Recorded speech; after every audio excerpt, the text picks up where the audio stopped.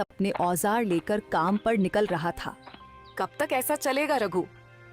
हर रोज सुबह कुछ आस लेकर जाते हो और शाम को निराश होकर लौटते हो। क्या तुम्हें नहीं दिखता कि पूरे गांव में सबसे बुरी हालत हमारी है? क्या करूं राधा, तू ही बता। मेरी किस्मत ही फूटी हुई है तो मैं क्या कर सकता हूं। जब भी हालात सुधरने लगते हैं कुछ न कुछ ऐसा हो जाता है कि फिर से सब कुछ बिगड़ जाता है। अब देख, पहली बार जैसे तैसे कुछ जमा किया, तू बीमार पड़ गई, सब खर्च हो गया। फिर रतन के पैर में वो गहरी चोट, पूरा इलाज करवाने में फिर से सब कुछ खत्म हो गया। तभी 10 साल का रतन दौड़ता हुआ आया और उसकी मासूम आंखों में भूख थी, पर मन में कुछ कहने की हिम्मत भी। पिताजी, मेरे मन में कई दिनों से अच्छा खाना खाने की इच्छा हो रही है। हमारे घर में दूसरों की तरह पकवान क्यों नहीं बनते? रघुवीर की आंखें नम हो गईं। तू चिंता मत कर बेटा, हमारे दिन भी जरूर बदलेंगे।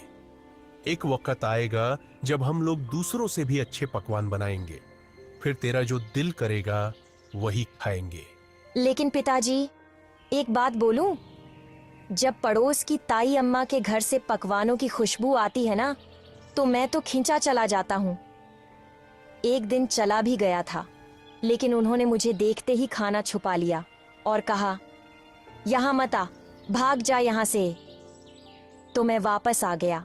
राधा की आंखों से आंसू बहने लगे। उसका दिल जैसे किसी ने मसल कर रख दिया हो। रघुवीर कुछ नहीं बोला, चुपचाप अपने औजार उठाए और लोहार की दुकान की ओर चल पड़ा। रघुवीर की लोहार की दुकान गांव के चौराहे पर थी। उस दिन जैसे ही उसने भट्टी सुलगाई और हथौड़ा उठाया, उसे लगा कि उसके बाजुओं में अब पहले जैसी ताकत नहीं रही। उसके हाथों की चोटें भी जैसे थक चुकी थीं। हे भगवान, और कितनी परीक्षाएं लोगे। आज एक भी ग्राहक नहीं आया और ऊपर से घर की हालत, रत्न की मासूम बातें सब कुछ तोड़ कर रख देती हैं। तभी गांव का मुखिया दुकान पर आ पहुंचा। उसके चेहरे पर एक औपचारिक मुस्कान थी। हाँ रघुवीर, क्या हुआ? आज तुम्हारे हाथों में पहले जैसा जोर नहीं दिख रहा। क्या बात है? मन कुछ बोझिल लग रहा है, क्यों? हाँ मुखिया जी, अब आप तो सब जानते हैं, फिर भी पूछते हैं।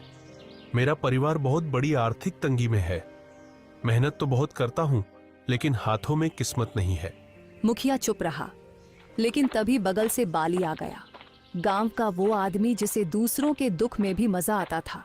मुखिया जी, मैं तो कहता हूं कि इस रघुवीर को गांव से निकाल देना चाहिए। उसकी मनहूस छाया धीरे धीरे पूरे गांव में फैल रही है। कहते हैं कुछ लोग ऐसे होते हैं जिन पर काल की छाया होती है और जो पूरे गांव को बर्बाद कर सकते हैं।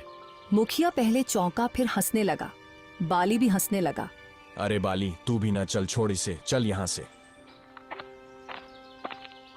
दोनों रघुवीर की हालत पर हंसे और चले गए। रघुवीर वहीं बैठा रहा, आंखें आसमान की ओर उठाए। हे भगवान, क्या मैंने अपनी तकदीर खुद लिखी थी? क्या मैंने किसी का बुरा किया है? कभी चोरी, कभी बेईमानी, मैंने कुछ बुरा नहीं किया। फिर मेरे ऊपर यह दुख क्यों आया है? क्यों मेरे सपनों के दिए बुझ गए, मेरी उम्मीदों के चिराग बुझ गए। धुंध में खो गया हूं, कहीं से रास्ता नजर नहीं आता। यह तन्हाई कब खत्म होगी? उसकी हथेली से हथौड़ा नीचे गिर गया। उसका हौसला उस दिन भट्टी से पहले ही बुझ गया था। मैं आज भी खाली हाथ जाऊंगा। राधा उम्मीद लगाए बैठी होगी। मेरा तो घर जाने का भी मन नहीं कर रहा। मैं क्या करूं? मेरा बेटा भूखा होगा। शाम को रघुवीर थका हारा अपने घर पहुंचा। मैंने तो मेरा पक्का मकान बना लिया है।